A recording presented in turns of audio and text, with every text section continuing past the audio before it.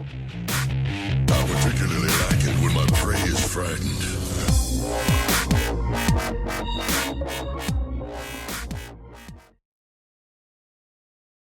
What up, what up, what up? Serial Assassin here, and today in the good old US of A, it is election day for our good old president.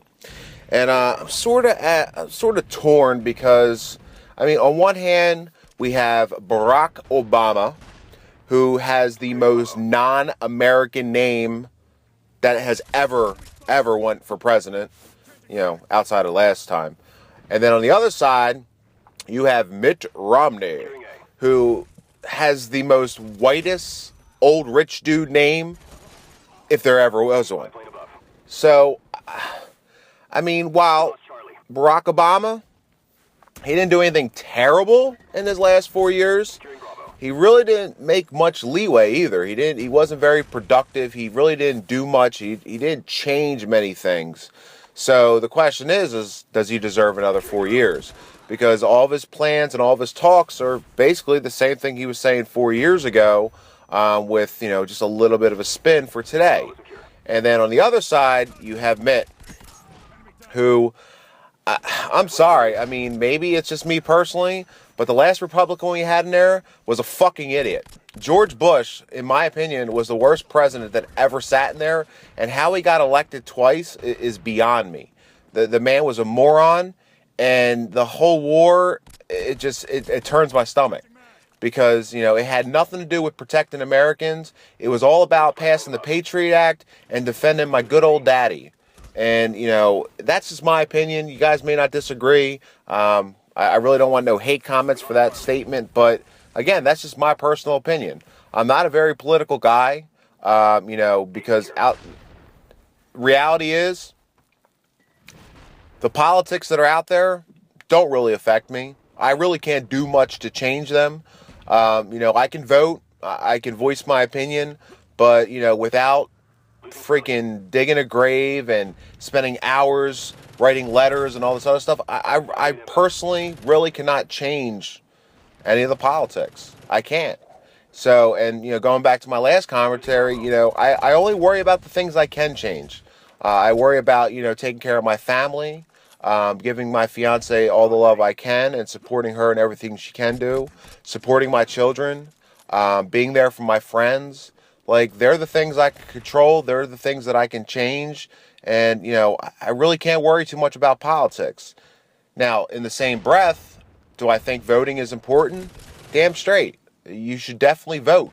You're given that right to vote, so you should take advantage of it. I mean, it's a God-given right. Not that I believe in God, but it is an American-given right to vote. So I'm going to go vote. But, the worst part about it for me is when I walk in there and I only have two choices. And from my opinion, neither one of them is very good. I mean, like I said, Barack, I don't think he's done a terrible job, but I don't think he's done a good job either. And then Mitt, hearing the rhetoric coming out of his mouth, it sounds great. Everything he says sounds just wonderful. But then again, it sounds like he's blowing smoke up my ass too. And then some of the other stuff that he's bringing his religion into his campaign, which I strongly disagree with. And, I don't believe in disbanding Planned Parenthood. There's a lot of girls out there and there's a lot of young men out there that, are still hesitant to talk to their parents, still hesitant to talk to anybody.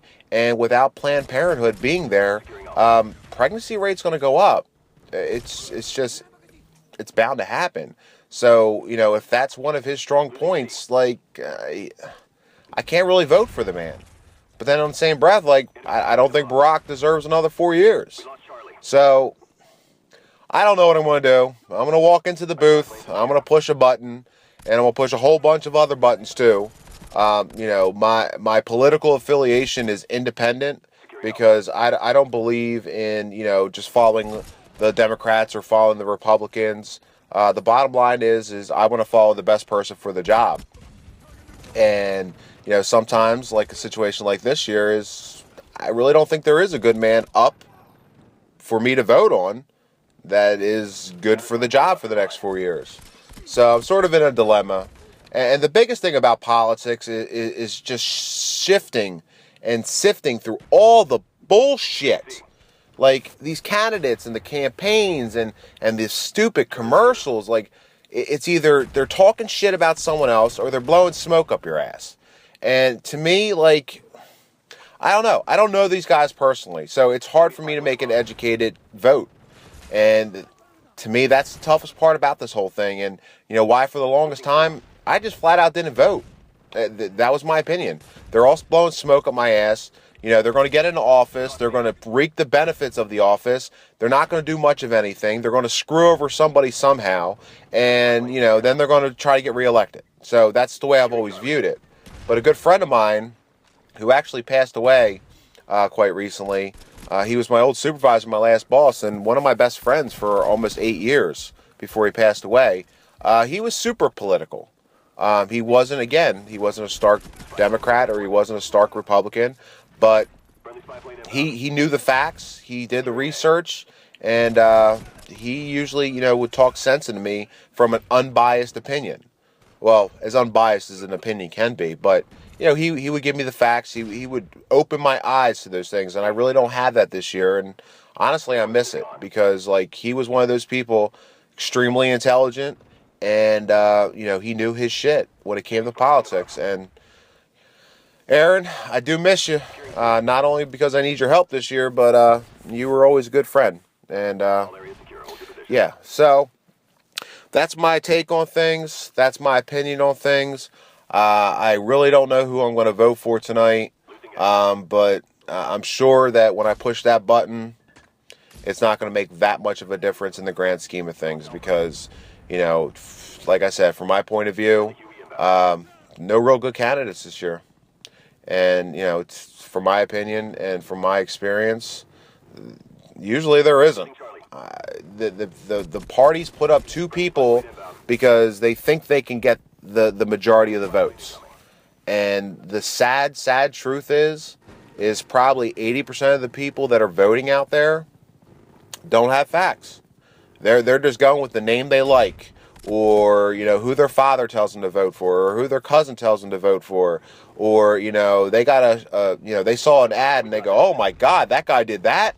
Oh, I'll vote for the other guy. I mean, it's just, it's tough. And, you know, I really wish, and I know it would have been way out of practice, but I really wish the Democrats would have put someone else up. I wish they would have recognized that Barack didn't do the job that he should have. But, you know, I also understand, you know, he had the presidency for the last 4 years. There's no reason to try to put up anybody else. So, but again, that's just my opinion. Take it, leave it, hate it, love it, whatever. So that's it. I'm done chatting.